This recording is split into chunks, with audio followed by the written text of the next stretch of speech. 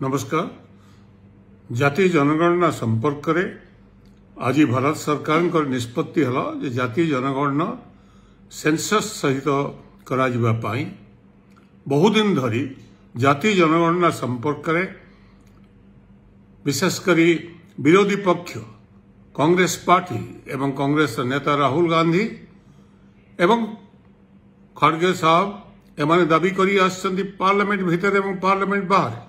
ठीक से भाई इंडिया ब्लॉक रो समस्त नेता लालू यादव हूँ, अखिलेश यादव हूँ, डीएमके नेता हूँ एवं एनसीपी शरद पवार हूँ, एमाने बार बार पार्लियामेंट रे एवं पार्लियामेंट बाहर आम सभा विभिन्न सभा समिति रे ए संपर्क दाबी करी आछंती एवं यह गाँ गाँव रे विभिन्न अनुष्ठान पक्षर जातीय जनगणना दाबी आसी 1990 दशक आज पर्यंत दाबी यही आसे 1931 मसीहा पर जातीय जनगणना होई नहीं तो करा जाओ।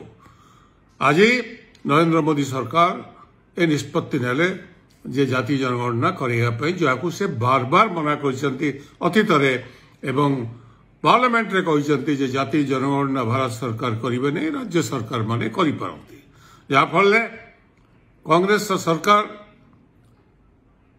आम तेलंगाना रे जातीय जनगणना कले, बिहार भी ता पूर्व जातीय जनगणना करैतला एवं जातीय जनगणना हैला परे जातीय जनगणना रो स्पष्ट हो गला जे केवल संख्या नुहे, संख्या सांगरे विभिन्न जाति विभिन्न वर्ग विशेषकर पछुआ वर्ग आर्थिक स्थिति कौन, सामाजिक स्थिति कौन एवं तांकर राजनीतिक अवस्था कौन से संपर्क रे स्पष्ट चित्र आसिला, जहाँ फल आगामी दिन में राज्य सरकार विशेषकर तेलंगाना सरकार से संपर्क रे रिजर्वेशन को जहाँ थिला तांकर संख्या बाहर 52%, विशेषकर ओबीसी मानकर समान को 52% दिया रिजर्वेशन उभय शिक्षा एवं चाकरी क्षेत्र में।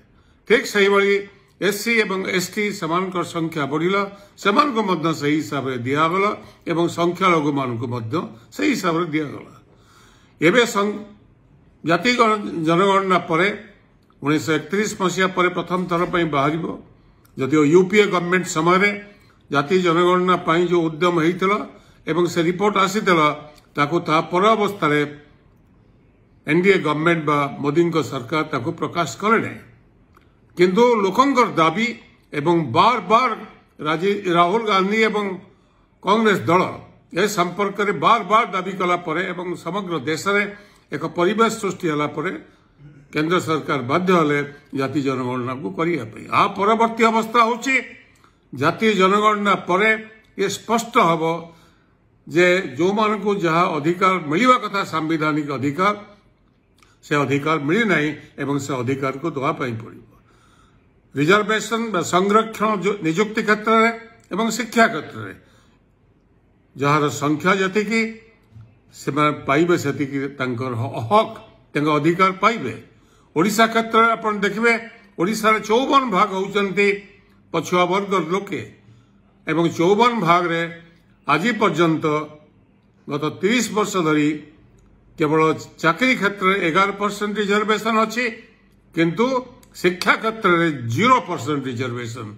ये प्रकार अन्याय के आप देखी समग्र देश में शिक्षा और चाकरी क्षेत्र में ओबीसी वर्ग को 27% देला बेले ओडिशा रे ओबीसी वर्ग शून्य पाइबे शिक्षा रे, उच्च शिक्षा रे से पिला डाक्तर इंजीनियर हेबे नहीं एवं अन्य पटे जो माने 6% से मान को 10% अर्थात 100% रो अधिक रिजर्वेशन मिला से कहार आपत्ति नहीं, किंतु जोटा ओबीसी मानकर हक दाबी जोटा दाबी होची एससी एसटी संख्या होची 40 भाग 20% दिया होची, कहीं से 40% पाइबे नहीं।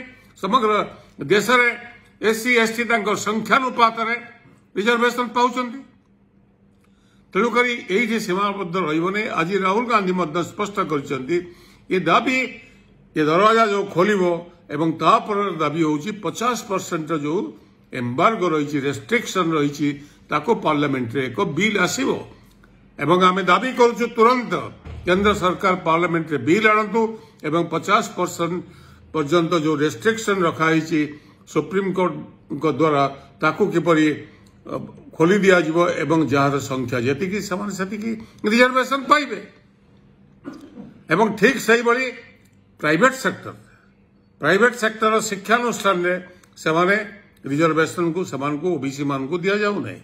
प्राइवेट सेक्टर नियुक्ति क्षेत्र में रिजर्वेशन दिया जाऊ नहीं।